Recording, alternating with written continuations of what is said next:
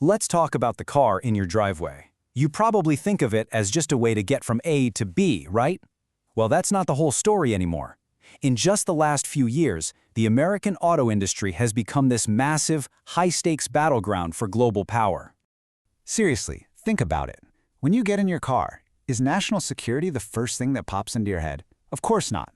For pretty much all of us, it's the last thing. But here's the crazy part. The vehicle you drive every day is now right at the heart of a brand new geopolitical fight. And that really gets to the core of what's going on here. The entire industry has basically been given this new dual mandate. It's not just about building cars and making money anymore.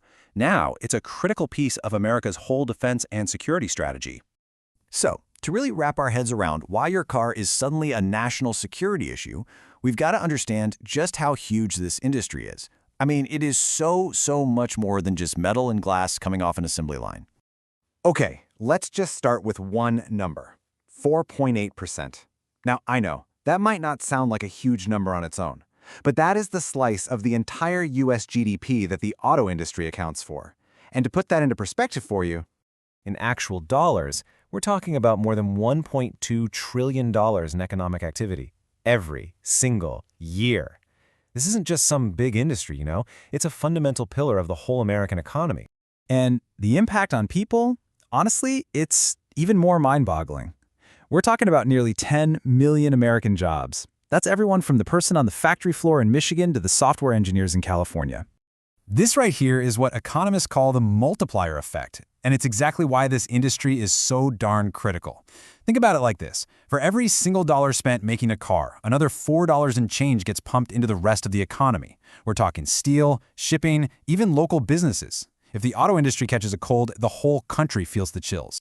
Okay, so with that much on the line, and with all these new global threats popping up, it's no surprise the US government has decided this massive economic engine needs some protection, some walls around it. Let's dive into the strategy that people are calling Fortress America. What's fascinating here is how they're building this fortress. It's really a three-pronged approach. First, you've got these massive trade walls.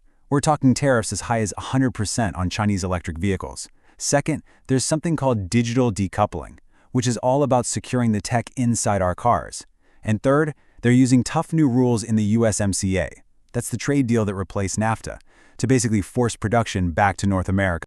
Now this digital decoupling thing, it isn't just some boring trade rule. It's basically a digital firewall for your car. Starting in 2025, it flat out bans any software or hardware in a car's connected systems that has any link to China or Russia. It's a total separation, forcing automakers to dig through every single line of code to make sure their vehicles are secure from foreign adversaries. It's a huge deal. But look, this Fortress America strategy isn't happening in a bubble. It's all going down right in the middle of the single biggest shift the industry has seen in 100 years. The messy, chaotic, and politically charged transition to electric vehicles. For years, there was this one simple and honestly pretty scary assumption about EVs. The thinking was, since they have way fewer moving parts, building them would take 30 to 40% less labor, and that, of course, spelled disaster for hundreds of thousands of jobs.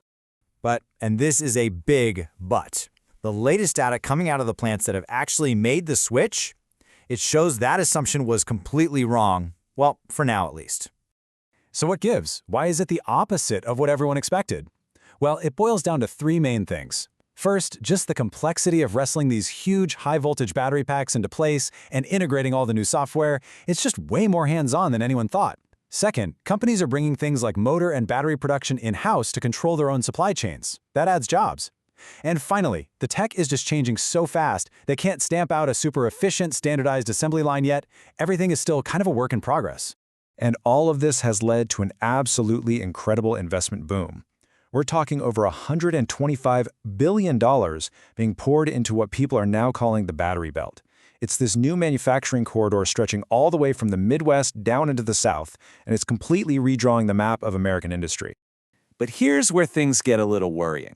While the rest of the world saw EV sales jump 20% in 2025, the US market actually went in the opposite direction. It shrank by a third, thanks to a mix of policy changes and people just being unsure. So you see the problem, right?